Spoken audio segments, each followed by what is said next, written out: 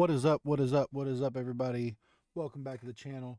We've got another one here for you today. We are going to talk about Elimination Chamber 2025, or for other parts of the world, No Way Out 2025. Um, it is taking place in Toronto this year. I believe that makes it the fourth consecutive Elimination Chamber that is taking place outside of the United States. So I wonder if that's just going to be a continuing trend going forward, if it's just going to be in a different country every year going forward. It'll be interesting to see if that does become the trend. Also, bucking the normal trends, we only have 4 matches for this PLE instead of the typical 5, but we do have a major segment, so we'll talk about that as well. But let's just go ahead and hop in. Let's talk about what we got going on. Let's start with probably the easiest match to predict. We've got Nia Jax and Candice LeRae taking on the women's WWE champion Tiffany Stratton and Hall of Famer Trish Stratus. I don't care about this match. This match feels super pointless. It would have been way better for Trish Stratus to come back as a heel and have a Stratus versus Stratton match to put Tiffany Stratton over against a major name in history leading up to this match that she has with Charlotte Flair. That's not what we're getting. We're getting this tag team match where Stratus is the hometown hero, the Hall of Famer. Stratton is the champion that needs momentum because she's going to be defending against the unstoppable Charlotte Flair at WrestleMania. So there's no fathomable way I can see Stratton and Stratus losing here. Stratton and Stratus is going to be difficult to say if I don't use first names. Why do they both have to have similar names? The point is, I think with utmost confidence, every other match could have more than one answer. This one, I don't see a world where Tiffany Stratton and Trish Stratus don't come out as the victors. So let's just get that out of the way. While we're talking about the women, let's talk about the Women's Elimination Chamber match to determine who will face the Women's World Champion at WrestleMania 41. We've got Liv Morgan, newly crowned Women's Tag Team Champion Liv Morgan, Bianca Belair, Alexa Bliss, Bayley, Naomi, and Roxanne Perez. Apparently my automated robot wanted to chime in. Thank you, Miss Bliss, for having that first name. I think that there's a hierarchy here of who I think can win and can't win, and I'll kind of go through that with you guys and walk you through it. Before this past Monday, I didn't think Bianca Belair or Naomi had a singular chance in hell because they were the women's tag team champions. And I figured we were going to get a storyline with Jade Cargill, or that they would defend those women's tag team titles at WrestleMania, bringing more prestige to those tag titles. But they dropped those tag titles to Liv Morgan. And because of that, I now think Liv is kind of out in terms of potential winners. I still think Naomi's out. I don't think Naomi ever had a chance. I think she's the absolute least likely person in these 6 to have a shot at winning. I just don't see it. And now Liv is out as like the second least likely. So that leaves us with Bianca, Bliss, Bayley, and Perez. After those, I think the least likely is Perez. Just because she's the rookie, she still has tough stuff to build. She's still doing stuff on NXT. And I just don't see that route for her right now. And by proxy, I think the next least likely would be Bayley, because I think we're heading down the road of Roxanne Perez and Bayley one-on-one at WrestleMania.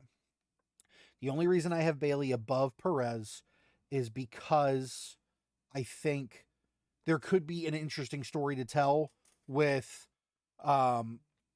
Rhea Ripley defending, or not defending, but facing members of the 4 Horsewomen 3 WrestleManias in a row, with last year being Becky Lynch and the year before that being Charlotte Flair. If we went with Bayley here, it would almost kind of round that out, with the exception of Sasha Banks, who's just not in the company right now. Um, and it also adds to that story because of Io Sky potentially. She has that title match on Monday. Bailey Io rematch from last year. There's interesting stories there, but I don't think that's the route they'll go, which leaves us with Bianca Belair and Alexa Bliss. And I just think, as much as I would love to see Bliss win, I think she has stories coming up with the Wyatt Six. Um, and as much as I don't want Bianca Belair to win, I think she's the most likely answer. I think that maybe Jade Cargill's not ready to come back, or maybe she does something with Naomi. Um, Maybe they milk this story out a little bit longer. Maybe Naomi and Jade challenge for the tag titles while Bianca goes after the world title. I don't know the plan, but I just think that right now, the most likely you shouldn't bet against answer is Bianca Belair. She's John Cena from 2008, where she just can't lose. She wins everything she's in. She gets handed every title match, and it's just the idea of Rhea Ripley versus Bianca Belair being on the table right now. I think that might be too sweet for people to pass up on right now. So I'm going to take Bianca Belair to win. But my hope is that Bliss will win. Let's move on to our unsanctioned match between Sami Zayn and Kevin Owens. I have no idea who's going to win this. This could go either way because of one factor. I think if nobody gets involved, Kevin Owens needs to throttle Sami Zayn. He just has to. They need to build Kevin Owens back up. He's lost too many pay-per-view match or PLE matches in a row with all of these matches with Cody Rhodes. He needs a big win, and he needs it in a definitive way. So I think if no one's going to get involved in this match, he needs to just throttle Sami. However, he can lose this match if Randy Orton gets involved and costs him setting up for WrestleMania. I don't know if that's going to happen. I don't know if they're going to let that happen because they might want to build KO back up. I'm going to take KO here. I think he needs it more. They've really been giving Sami an excuse to lose this match with the injury and whatnot. So I'm going to take Kevin Owens here. I think that that's the smart choice, but I don't know if there is a safe choice in this situation. Now, before we get into the men's elimination chamber, I just want to talk quickly about something that's going to heavily impact my decision making for that, and that is the segment that they've already announced between Cody Rhodes and The Rock. We had that a promo last week on SmackDown where The Rock told Cody he wanted his soul. And which, for the record, I mean, if Cody gives him his soul, where's he going to put all his adrenaline? Everybody that actually watches wrestling will understand that joke because of the theme song. I think it's very important to say Cody is going to tell Rock no here. But that'll lead to, will he change his mind at WrestleMania? Is it going to be corporate Cody turning on whoever he faces at WrestleMania to side with The Rock and keep the title, the crown getting too heavy, blah, blah, blah, blah, blah? That whole story element will be there.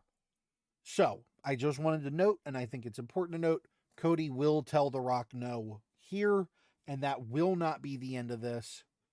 We'll see where it goes from here. That will lead us to the men's elimination chamber to determine the number one contender for Cody Rhodes and his WWE Championship at WrestleMania. And our participants are John Cena, CM Punk, Drew McIntyre, Logan Paul, Damian Priest, and Seth freaking Rollins. I'm going to do the same thing I did for the women's chamber. I'm going to talk about least likely to most likely. Least likely, Logan Paul. He does not hold enough bearing to be the main eventer of WrestleMania. It's the main reason I wish Jey Uso didn't announce that he was going after Gunther yet, because then at least these guys like Paul and the other people I'll talk about that have no shot, they could have challenged Gunther, potentially. And it would have added at least the potential for them to win this match. Now that we know that whoever wins this is going after Cody, we know Logan Paul's not going to win this match. We also know Damian Priest is not going to win this match. They are not going to have Damian Priest versus Cody Rhodes main event WrestleMania 41. It's not going to happen. For the same reason. But at least he is a former world champion, so he has slightly more stock than Logan Paul, but neither of them will. After that, my answer is Seth Rollins for the third least likely or the fourth most likely, however you'd like to word it. I think that the prospect of Seth Rollins versus Cody Rhodes could be really fun, and this whole story of I've sold my soul before, don't make that mistake, don't make me hate you, Cody. I don't want to. That could be really fun leading into WrestleMania.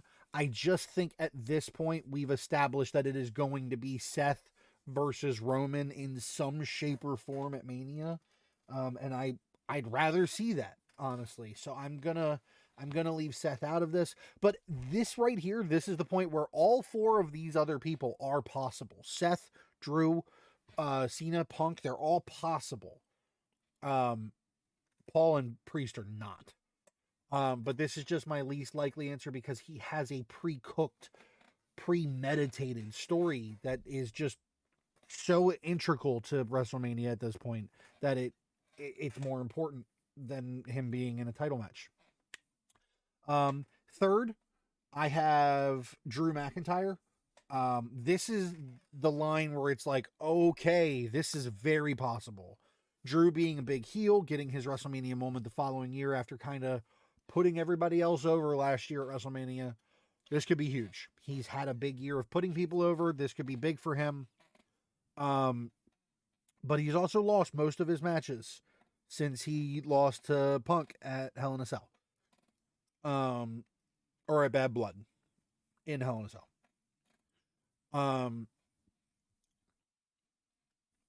The only reason I have him above Seth is because he doesn't have a pre-cooked storyline, so he could easily fit into this role, and he is already a heel, so he'd have that dynamic pre-built in. But I don't want Drew to win this because I'd rather Drew do something else. I don't know what, but I just don't think it's the right story for Drew right now. Which leads me to number 2.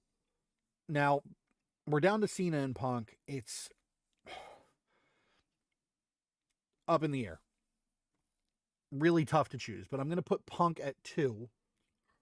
And the reason I'm going to put Punk at 2 is because I could see him being pushed into the Roman Seth story or into the title match as a triple threat person, something to do with this favor that Heyman owes him. I think there's more to the story for what Heyman owes him.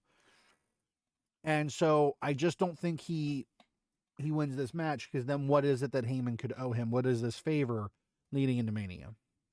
Which leaves us with our number 1 answer, John Cena. I think John Cena is the right choice. I think he's the smart choice. I do think he should be in the main event at WrestleMania for his last WrestleMania. He still is the GOAT. He still is the biggest seller. He is the biggest name. He is everything that you want. And then it also inserts him into the story with Cody and The Rock. And then we have a question of, will Cena win number 17? Will he pass the torch to Cody? Will he have problems with The Rock? Will this happen? Will that happen? And the question that no one is asking yet, will he sell his soul to become the 17-time champ? Could we get another Rock, Austin, McMahon moment from WrestleMania 17 where all of a sudden you have the person that the boss wants to win, and then he helps the other guy win, and that guy sold his soul, and it would be interesting. We'd get heel Cena, and I think he'd like to do it. I think it'd be interesting. It would at least add a layer to the story. So my go-to answer for this year is John Cena. I have no confidence in that. I genuinely think it could be any of the last 4 people I said. So let me know what you guys think in the comments for this match and for the other 3 matches, as well as the segment between Cody and Rock.